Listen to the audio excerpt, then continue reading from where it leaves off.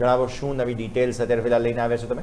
જી બિલકુલ, good afternoon. તો overall જોઈએ દિગ્ગજ કંપનીને આપણે જે ખાસ કરીને વાતચીત કરી આજે એ ખાસ કરીને જો માર્કેટમાં મોટા નામ છે, પણ જો એમાં રિટર્ન વાઇઝ જોઈએ તો ખાસ આપણને શું જે લૂપહોલ જોવા મળ્યો હતો.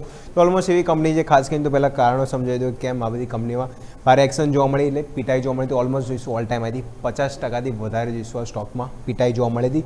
તો ખાસ કરીને તો મેઇન રીઝન છે એફઆઈની વેચવાલી ખાસ કરીને, અને ખાસ કરીને જોઈશું લાર્જ કેપ મિડ કેપમાં જો ઓલમોસ્ટ સૌથી વધારે વેચવાલી કરી રહ્યા છે. ઓવરઓલ 2026 સુધી આપણને આંકડો ઓલમોસ્ટ ખબર છે 2.5 લાખ કરોડથી વધારે, અને જે 5 મહિનામાં જોઈશું તો 2025થી આપણે 2026 કમ્પેર કરીએ તો અત્યાર સુધીનું ઓવરઓલ એનાથી વધારે બીટ કરી ચૂક્યા છે. અને સાથે જો અંદાજિત આંકડો લાર્જ કેપની વાત કરું તો 2,70,000 કરોડ આજુબાજુ, અને મિડ કેપના આંકડાની વાત કરું તો ઓલમોસ્ટ જોઈશું 70,000 crore.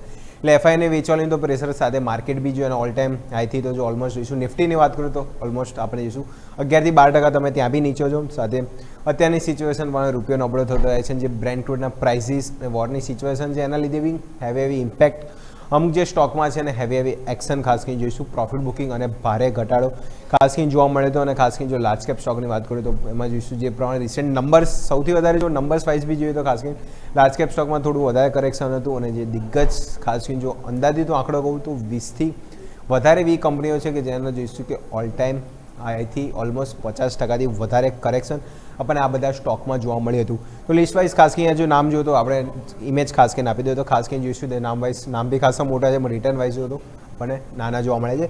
IX almost all time અહીંથી 62% આજુબાજુ down, IRD, IRCTC, Kaynes technology, RVNL અને સ્વિગી ઓલમોસ્ટ જો એના ઓલ ટાઈમ અહીંથી 60%થી ઓલમોસ્ટ અત્યારે જો એમાં નીચે છે, અને એટલે જોઈશું ઓલમોસ્ટ આપણને જોઈશું વીક પરફોર્મન્સ ખાસ કરીને આપણને અત્યાર સુધી જોવા મળ્યું હતું, અને હજી બી કરેક્શનની પરિસ્થિતિ ચાલુ છે.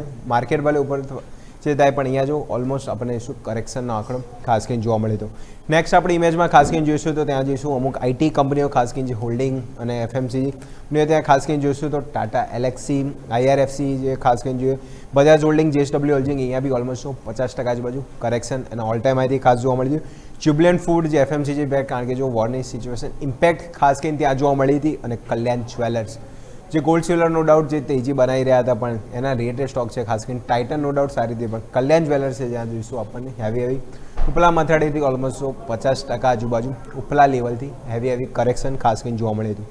નેક્સ્ટ ઓવરઓલ જોઈએ તો અમુક જોઈશું જેમાં જોઈશું જે આપણે ખાસ કરીને જોઈએ તો જેમાં રિયલ્ટી પેક્ટ, અને ખાસ કરીને જોઈશું તો જે બેટરી કંપની ત્યાં જો અમરા રાજા ખાસ કરીને ઓલમોસ્ટ 53%, ડીએલએફ, એસીસી, સિમેન્ટ કંપનીઓ અને રિયલ્ટી પેક્ટ ત્યાં બી જોઈશું જે બે સ્ટોક છે ત્યાં જો 50%થી વધારે કરેક્શન જોવા મળતું. ટીસીએસ આઈટી કંપની તો આપ સૌને આઈડિયા છે, પણ ટ્રેન્ડ અને જોઈશું એસબીઆઈ કાર્ડ અહીંયા બી જો ઓલમોસ્ટ તમે જો 50%થી વધારે કરેક્શન, એટલે જોઈશું દિગ્ગજ નામો છે, અને ત્યાં જો જે પણ જોઈશું કરેક્શન માર્કેટ સિનારીઓ અને વીકનેસ વધારે ઓલમોસ્ટ તમે જોઈશું ઓલ ટાઈમ હાઈથી 50%થી વધારે તમે ડાઉન સાઈડ જો, અને પરિસ્થિતિ હજી પણ જો વીકનેસ સાઈડ વધારે થતી જોવા મળતી હતી.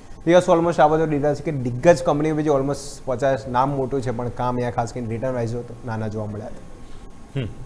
ઓકે, તો આ તમામ સંકેતો છે કે જેને ધ્યાન પર રાખીશું. આભાર અજય આપનો અમારા સાથે જોડાવા માટે.